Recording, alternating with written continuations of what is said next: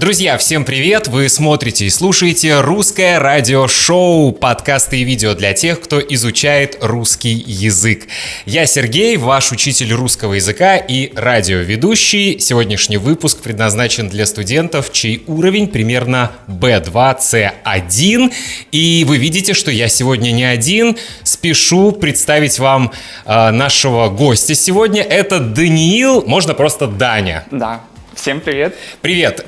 Вы видите, друзья, что у меня в гостях сегодня достаточно молодой человек, потому что у нас сегодня интересная тема. Мы будем говорить о поколении Z, о зумерах.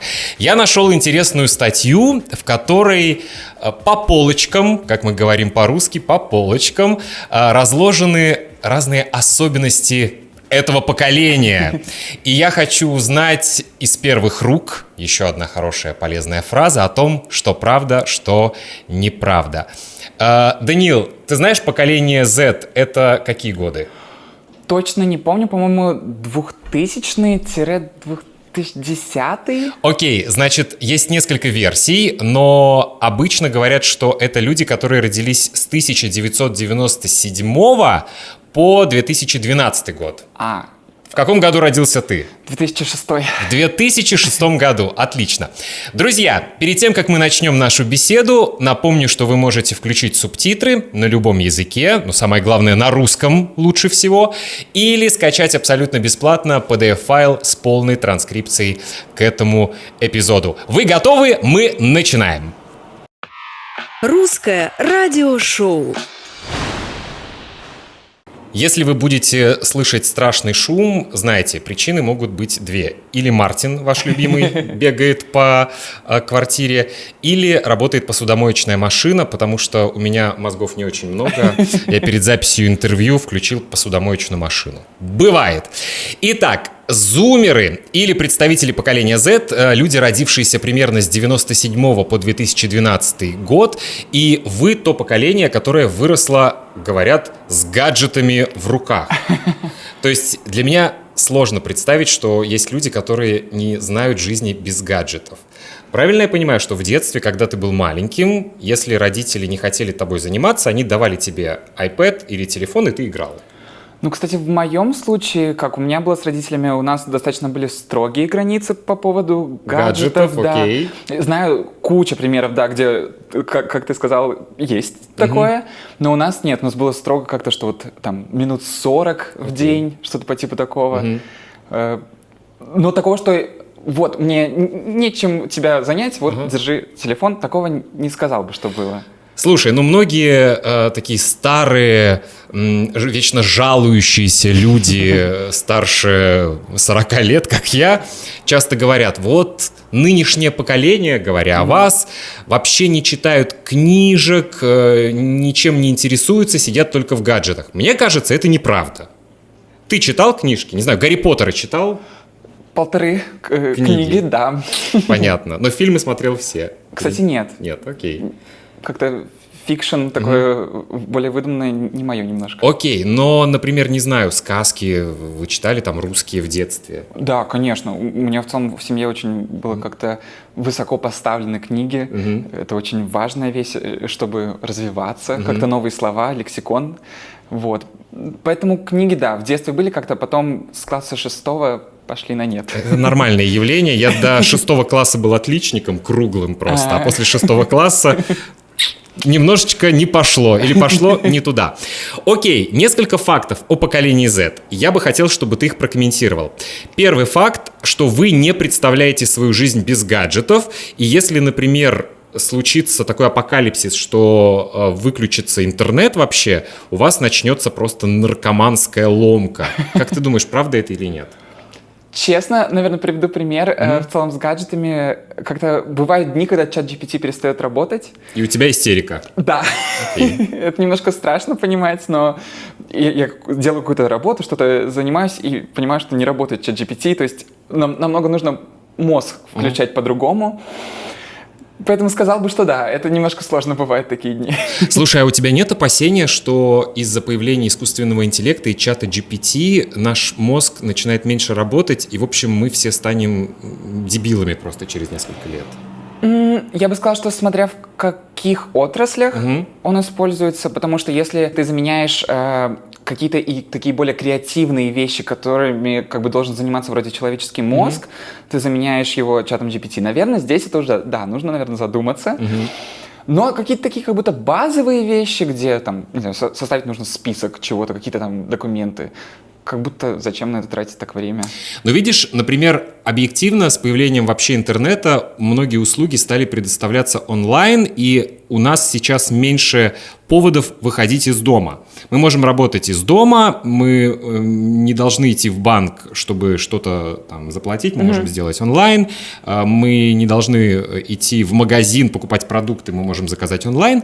Но я замечаю, что вот этот малоподвижный образ жизни люди компенсируют сейчас активно спортом. И реально я вижу, что бегунов на улице стало больше. С появлением чата GPT наш мозг тоже ведет малоподвижный образ жизни. Даже мне пишут какое-нибудь письмо, я загружаю его в чат GPT и пишу: напиши красивый ответ. И копирую. Как ты думаешь, мы тоже начнем компенсировать это? Не знаю, будем больше разгадывать кроссворды, судоку? Ведь для мозга нужен фитнес какой-то. Или мы будем глупыми рано или поздно? Интересный вопрос. Как будто... Твой прогноз, ты оптимист или пессимист? Стараюсь быть оптимистом. Окей. Да, надеюсь, что не будем деградировать. Надеюсь. Хорошо. Следующее, что говорят о вашем поколении, что у вас, благодаря, опять-таки, социальным сетям, сформировалось такое клиповое мышление. Я с большим опытом работы на радио могу честно сказать, что за последние 15 лет песни стали короче. Они были раньше 3,5 минуты, 4 минуты. Сейчас 2,5, максимум 3. И действительно, наша жизнь стала быстрее.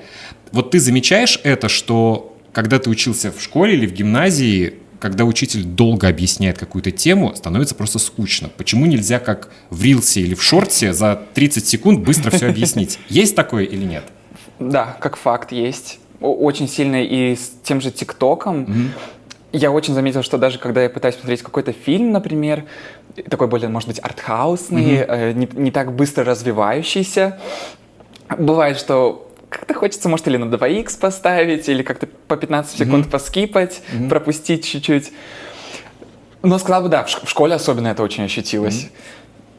Да. Поставить на 2х, то есть убыстрить в 2 раза. И вы услышали прекрасное русское слово «скипнуть», да, по-моему, глагол есть такой. Вот поколение Z, друзья, хотя я тоже говорю так же. Хорошо, следующий факт о вашем поколении, который я нашел, что вы можете делать несколько дел одновременно, то есть вы больше, прекрасное русское слово «мультитаскинг», чем наше поколение. Как ты думаешь, правда это или нет? Интересный вопрос. Но то, что вы можете, например, смотреть фильм и параллельно скроллить социальные сети, вы это делаете, и мы это делаем. Я тоже это делаю всегда. И я могу следить за тем, что происходит в фильме, следить за сюжетной линией и запоминать, что я вижу в телефоне. Окей, наверное, на себе я не так это прочувствовал. Все-таки мне как-то важно отделять вещи, как будто я не так тогда погружаюсь в каждую из них, если занимаюсь ими одновременно. Но ты можешь концентрироваться на одной какой-то вещи, на одном занятии, потому что часто говорят, что вы неусидчивы, вы не можете концентрироваться. Лично мне очень нужна какая-то определенная атмосфера, то есть даже та же какой-то фриланс, то есть какая-то работа в компьютере, я не могу ей заниматься дома. Мне обязательно нужно или поехать или в кафе, или в офис, чтобы была определенная атмосфера для работы. Окей, то есть для вас важно создать атмосферу. Но в принципе ты не можешь сказать, что ты можешь делать много дел одновременно. Кучу нет, не сказал бы. Хорошо. Следующий факт о вашем поколении, правда или нет? Вам проще написать сообщение, чем позвонить по телефону. С точки зрения, скажем, психологии, вам комфортнее написать. Соглашусь, абсолютно, да. Как ты думаешь, чем это связано? Вам психологически, не знаю, вы больше интроверты, вам не нравится говорить? Как будто, может быть, с помощью сообщения ты можешь более продуманно составить свою мысль, потому что во время звонка как будто ты не уверен, что ты скажешь после этого, как так красиво сложить все слова друг с другом. А в сообщении ты как-то можешь продумать быстренько, Стереть, написать. отредактировать. Да, как будто не так много возможностей как-то оплошаться. Ага. Ты, кстати, заметил, что, я не знаю, мне кажется, эта ситуация вот изменилась, может быть, лет 10 назад.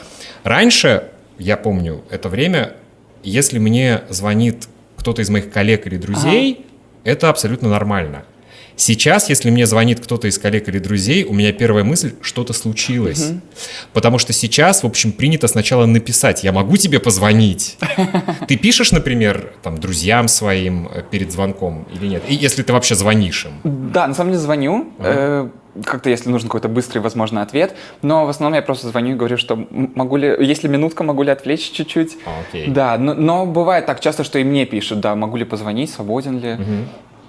Это правда, что вы смеетесь над нами, над миллениалами, потому что мы в сообщениях не всегда используем эмоджи, какие-то стикеры, а очень часто по старинке двоеточие и скобочку. Так мы смайлик обозначаем или нет? Правда это или нет? Вот, кстати, нет. Нет? Окей. Не знаю, лично я, наоборот, использую чаще именно символьные эти, Да, такие смайлики. символы. Ага. Но я знаю точно, что очень много шуток идет по поводу того, что раньше смеющийся реально смайлик, где вот там такие две слезки, он использовался реально в смешном контексте, что да, смеюсь. Сейчас используют реально плачущий смайлик. Это значит, что ты смеешься? Да, типа, что настолько смешно, что типа... Я до сих пор использую вот этот смайлик, где человек с улыбкой и слезы в разные стороны. То есть уже не надо. Не то, что не надо, просто Gen Z как-то... Я бы не сказал, что использует. Я лично тоже не использую, но не считаю это каким-то кринжом. Gen Z — это поколение Z-зумеры, друзья. Так, идем дальше. Да, и вот как раз следующий факт, что вы активно используете эмодзи, стикеры и мемы в общении. Я, кстати, всю жизнь говорил мемы, но мне сказали, что правильно мемы. Век живи, век учись. Это правда, что ваше поколение использует стикеры, эмодзи? Мы поняли, что ты нет. Я обожаю стикеры. Стикеры. Стикеры — это... Телеграм — это лучшее, что он придумал. Куча разных, и мемы всякие в них, все там есть, обожаю. Окей, то есть вы активно их используете? Сказал бы, да. Хорошо. Я переписываюсь со своей мамой в WhatsApp. Моя мама 1948 года рождения, то есть глубокая пенсионерка, у нее такой золотой возраст. И она вообще не использует, конечно, никаких эмодзи, стикеров. И я каждый раз, когда читаю сообщение, я по умолчанию читаю его в каком-то негативном ключе. Потому что я уже не понимаю эмоцию. Это трудно понять. Еще с точкой на конце. С точкой на конце. Следующее. У вашего поколения есть страх что-то упустить. Это называется FOMO, Fear of Missing Out. Да. Есть это или нет? Да, очень, очень заметил. Как это вот, наверное, такая отличительная черта тревожников. Окей. Во-первых, нужно отдать должное, что у представителей вашего поколения часто диагностируется СДВГ, синдром дефицита внимания и гиперактивности. Да, что-то такое слышал. Я просто тоже СДВГшник, хотя я миллениал, то есть я очень быстро отвлекаюсь. И, например, когда ты просыпаешься утром, ты первым делом берешь смартфон, и что ты смотришь? Чаты? Наверное, не пришли ли какие-то новые сообщения, да, Инстаграм, Телеграм. В основном, наверное, если есть время, то ТикТок. Окей. А для чего это? То есть, чтобы получить дофамин, или действительно это боязнь, что пока ты спал, что-то случилось, а ты не знаешь? В чатах, наверное, да. Может, что-то такое прям произошло, а я спал. И все пропустил? Да. ТикТок в целом как-то уже как часть рутины. Окей. Слушай, а ваше поколение вообще еще пользуется Инстаграмом? Да. Меньше, чем ТикТоком. В моем случае я именно Инстаграм пользуюсь, наверное, чтобы развивать какой-то свой визуальный брендинг. Окей, да, хорошо. Чтобы запостить как-то что-то, эстетическую какую-то нотку внести. ТикТок чисто вот, да, для быстрого дофамина. А Фейсбуком вообще вы пользуетесь? Уже нет? Нет. Мессенджер, да, Фейсбук.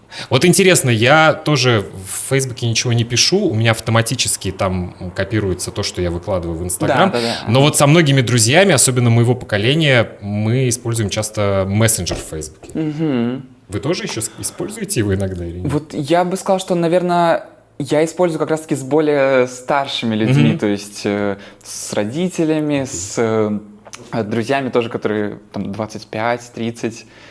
То есть это старшие люди, 25-30, я шучу. Окей, я шучу, все нормально.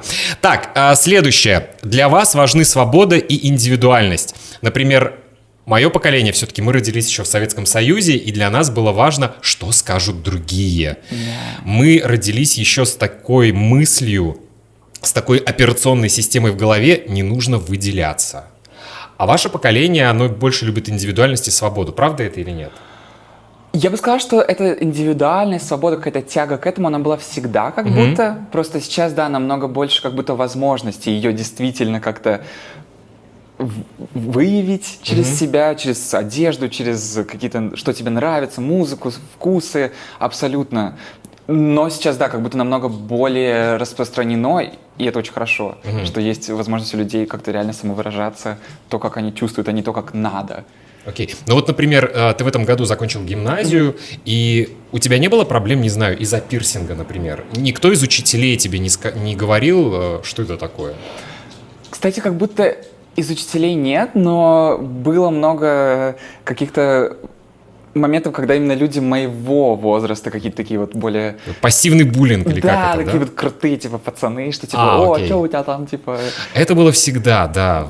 Это было всегда, и у меня, например, вот я знаю человека, он рассказывал он, ему 27-28 лет, что когда он учился в школе, была популярна певица Максим, его тоже все булили за то, что он любил эту певицу. В общем, окей. Блин. Ладно, у нас тоже это было. Я помню, что... Но это уже было после школы. Я в 19 лет проколол нос. У меня был здесь пирсинг. И я покрасил волосы в красный цвет. И, конечно, тоже все спрашивали, что это такое вообще. То есть это было всегда. Ладно, так... Следующий факт о вас, правда это или нет, он, кстати, вытекает из предыдущего. Вы спокойно относитесь к различиям во внешности, культуре, сексуальной ориентации, то есть вы, в принципе, достаточно толерантны и открыты для всего нового. Правда это или нет? Или опять есть представители вашего поколения, которые могут булить на этот счет? Честно, Да? намного больше, чем хотелось бы, я бы сказал, есть, да. Но в целом, по крайней мере, мое окружение, точно я выбираю людей, которые... принимают всех такими, какие они есть. Интересно, потому что я действительно, может быть, идеализировал ваше поколение. Мне казалось, что вы такие толерантные, открытые. Есть точно персоны такие. Персоны, да. Хорошо. Следующий интересный факт. Правда ли, что курение и алкоголь теряют популярность у вашего поколения, а спорт, ЗОЖ, здоровый образ жизни становится нормой или нет? Не замечал? Вот когда после уроков ты выходил, не знаю, много курящих было? Да, честно, да. Это и в туалете, и в парке. Везде, да. Не сказал бы, что, наверное, меньше.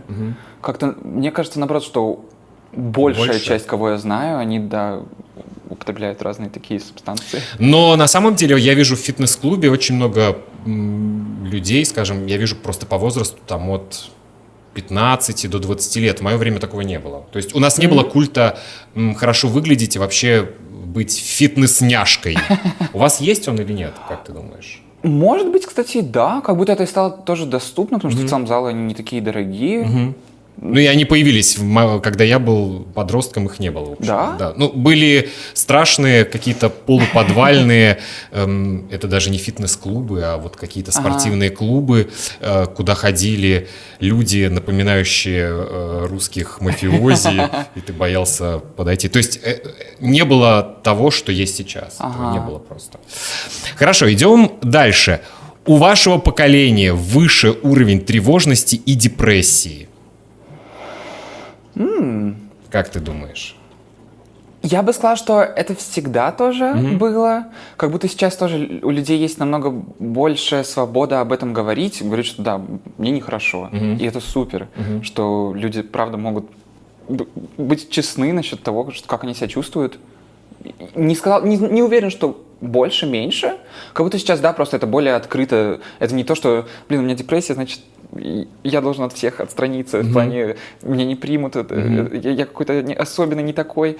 Нет, психоидиот. Да, вот как будто раньше такое было, да, потому что, например, когда я своей маме сказал, когда мне было 38 или 39 лет, я впервые начал терапию с психологом. И когда я маме сказал, что у меня психолог, она спросила, что-то случилось? На что я сказал: мама, есть такая шутка, у кого были советские родители, этим людям всегда нужен психолог. Мама шутку не поняла, хотя это правда. Слушай, мне нравится это в вашем поколении, что вы действительно очень открыто говорите. Вы открыто говорите. И это правда, кстати, что вы открыто даже говорите, если вам нравится человек. Потому что в моем детстве, когда я был подростком, если тебе кто-то нравится, сказать, там, ты мне нравишься, я хочу с тобой общаться. Это было страшно. У вас нет такого, что вы более открыто говорите о своих симпатиях даже? Возможно, как будто сейчас, может быть, это и стало легче, потому что очень многие признаются по переписке. Опять же, привет, давай встречаться, ты мне нравишься. И как будто, да, это опять же легче, чем реально подойти к человеку, привет, ты мне нравишься. Но все равно вы предлагаете там встречаться. В моем детстве мы, наоборот, скорее вели себя агрессивнее по отношению к объекту симпатии. Да? В надежде, что объект симпатии догадается, расшифрует в этом поведении, что он тебе или она тебе нравится. В этом плане, наверное, более открыто. Круто, мне это нравится. Да. Так, идем дальше. Вот еще один момент. Что касается образования. Это правда, что для вас важно образование, которое дает практические навыки? То есть вам нравится, если вы что-то новое учите, изучаете, вам нравится понимать, для чего вам это нужно, и в идеале на практике как-то сразу уже применять. Как ты думаешь?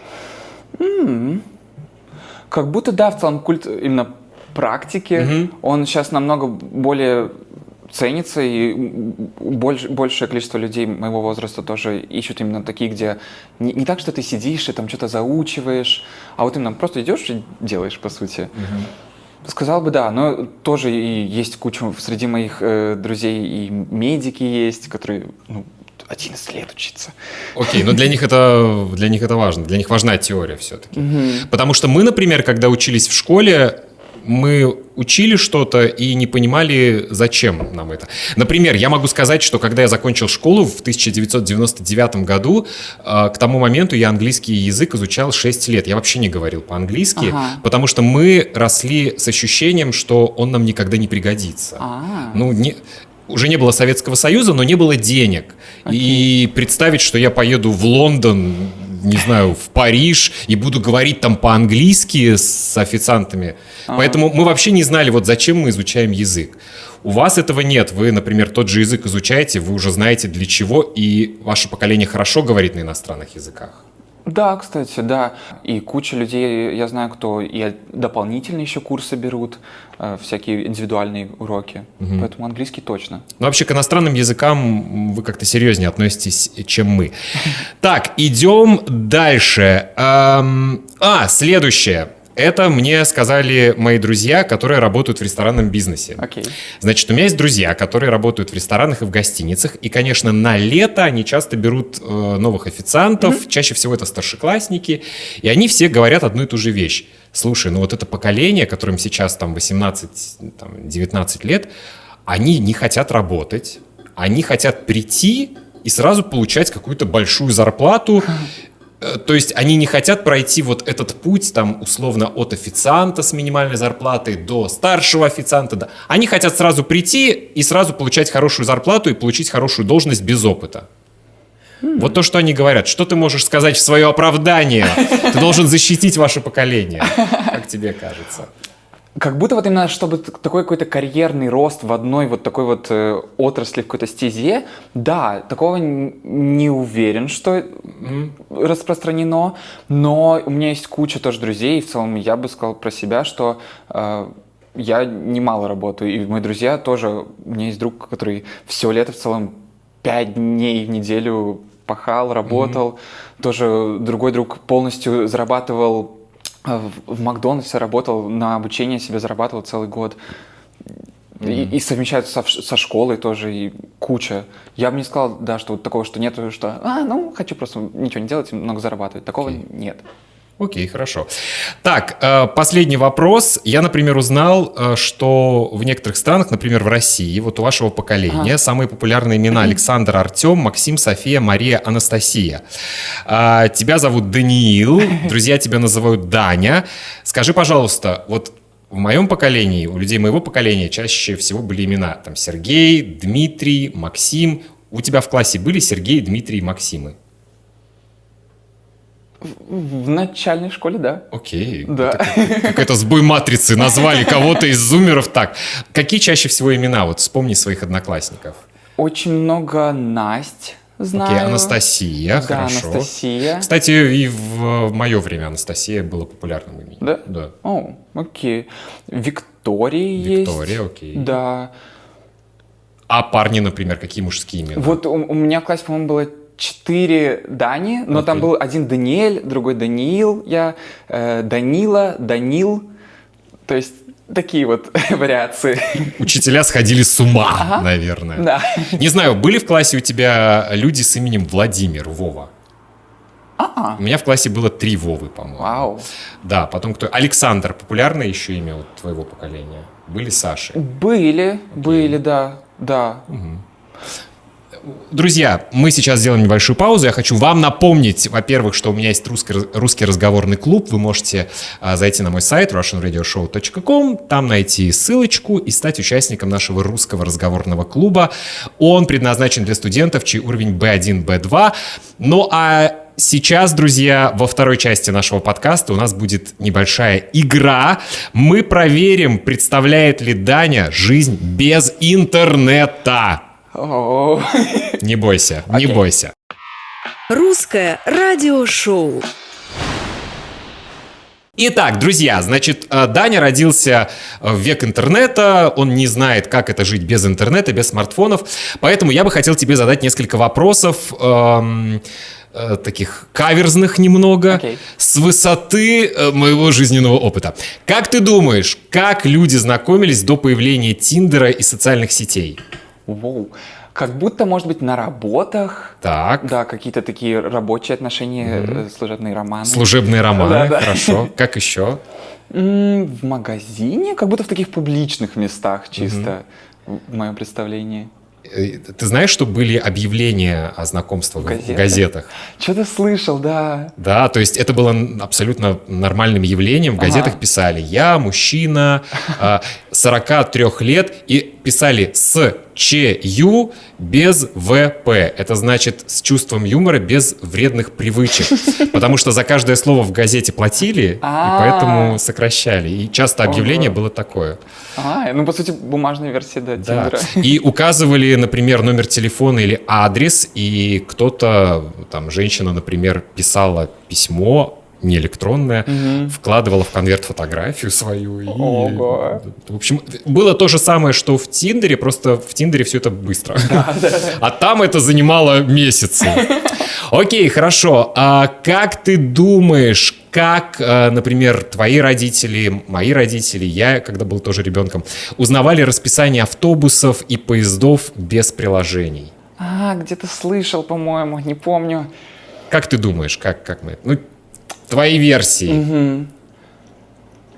На каких-то, может, реально остановках там были баннеры, как у нас там есть. Но слова «баннеры» тогда не было. Да, было расписание. И мне кажется, что иногда писали в газетах.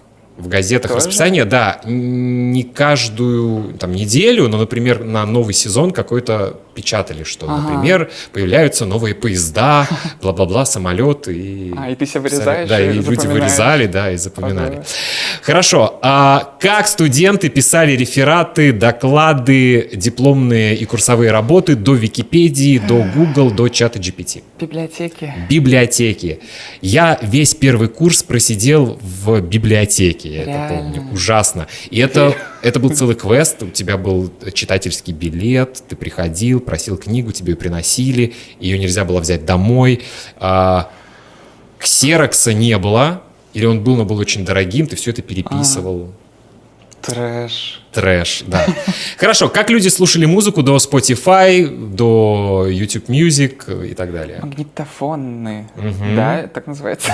А ты знаешь, кстати, ты знаешь, как выглядела кассета? Да. А зачем использовали кассету и карандаш, ты знаешь? Там, по-моему, если пленка, она как-то отошла, то ты ее так накручиваешь, и она обратно. Молодец, да, ты все знаешь. Винтаж. У твоих родителей, подожди, в 2006 году ты родился, но все, уже были компакт-диски. Да, были.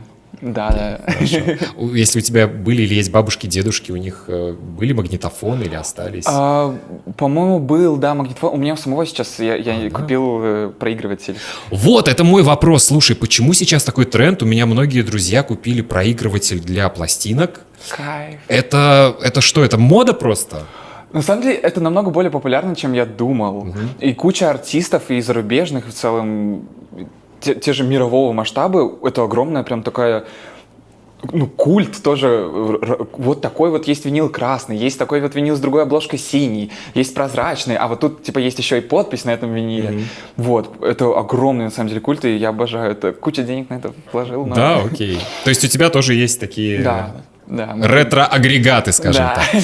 Где искали рецепты до появления фудблогеров и ТикТока? По поколениям, наверное, переходились. У меня у мамы тоже была книжка, где она записывала рецепты, и там, по-моему, какие-то от бабушки тоже у нее рецепты оставались. Может, тут такие какие-то дневнички. Да, были такие тетради, но и, конечно, были журналы. И мне кажется, вот мое детство было, да, в 90-е годы, и были какие-то кулинарные программы, когда окей. что-то готовили, и мама сидела, что-то записывала. Там. Никогда не готовила потом по этим рецептам, но записывала. Как оплачивали коммунальные услуги без мобильных приложений и онлайн-банков? Как платили за газ, за электричество, за воду? Какие-то определенные центры, по-моему, были специальные, не? Куда ты приходишь с какими-то показаниями, может, записанными. Во-первых, были такие коммунальные, как они назывались, коммунальные книжки, не боюсь соврать, то есть такие книжки, ты получал их, например, в каждом учреждении, в учреждении, ответственном за газ, ты получал книгу газовую и так далее, и ты должен был снимать показатели, то есть записывать данные счетчиков, и с этими книжками мои родители ходили на почту. Я точно помню, что оплачивали на почте, да. Мне кажется, даже в банки не ходили, не так распространены были банки, потому что люди с постсоветским менталитетом не доверяли банкам. Да? Конечно, потому что сколько раз было, когда эти деньги пропадали. Прогорали, да. Прогорали, да, и люди хранили деньги в банках, и особенно в 90-е годы банк просто закрывался, и все, у тебя нет денег. Поэтому, да, мне кажется, на почте платили. Хорошо, так, как находили дорогу в чужом городе до появления Google Maps и навигаторов?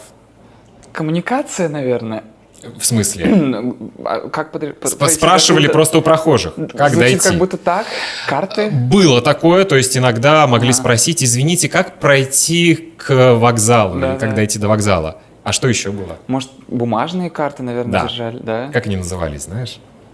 Проводники. Нет! Атлас автомобильных дорог, я помню. Еще были такие толстые книжки. Мы с папой ездили в Беларусь, и я помню, что я был штурманом. Мне было лет 12, и я прям говорил: папа, дорога А1, сейчас поворачиваем направо. Собственно, как навигатор. Да. И очень легко можно было заблудиться, потому что часто эти атласы были старыми, Да.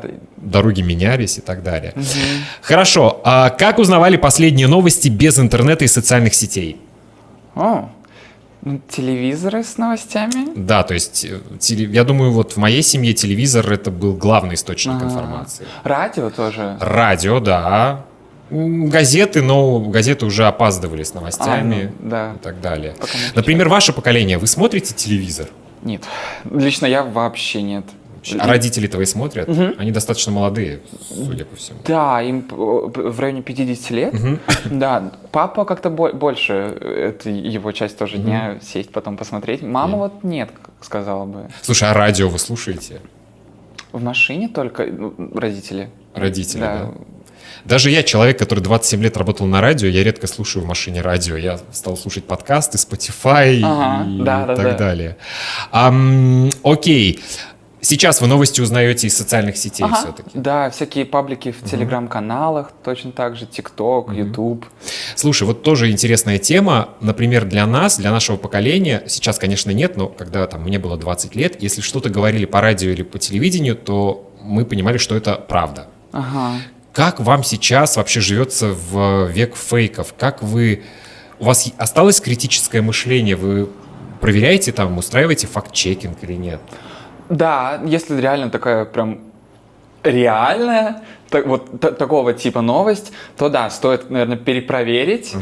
Но еще сейчас же ИИ, искусственный интеллект, да, он может целые видео создавать, что как выглядит как абсолютная правда, но можно там что-то подсмотреть, что, ну тут рука не дорисована. Или 6 пальцев. Да. И так далее. Как искали работу до сайтов вакансий, до LinkedIn и так далее? В газетах как будто тоже, может, объявления... Были объявления в газетах и были объявления на улицах, на столбах. Да, такие круглые. Да, были круглые столбы или просто могли наклеить бумажку, не знаю, на стену дома, требуется официант, например. Окей, как фотографировали себя и вообще какие-то события до смартфонов? Были камеры. Да, фотоаппараты. Пленка. Пленочные фотоаппараты. Да, потом проявлять их нужно в воду, определенным освещением. Например, я помню, что мой папа сам проявлял. Потом появилось очень много фотостудий, и за деньги, конечно, проявляли фотографии. На этих фотографиях у всех были красные глаза, потому что фотографировали в темноте со вспышкой и так далее. Хорошо. Что делали, если хотели посмотреть фильм до появления Netflix и онлайн-кинотеатров? Диски, скорее всего, да, покупали? Это или вот уже в нулевые, да. В 90-е это были видеомагнитофоны. Ты знаешь, что это такое? Да. И кассеты их называли ВХС по-русски. Да, знаю. Кинотеатры тоже ведь. Ты знаешь, это интересно. Например, в моем родном городе, в Калининграде, были такие советские кинотеатры, абсолютно страшные. И первый кинотеатр с Dolby Surround, я помню, это называлось прям. То есть звук более такой атмосферный. Он открылся в 1999 году.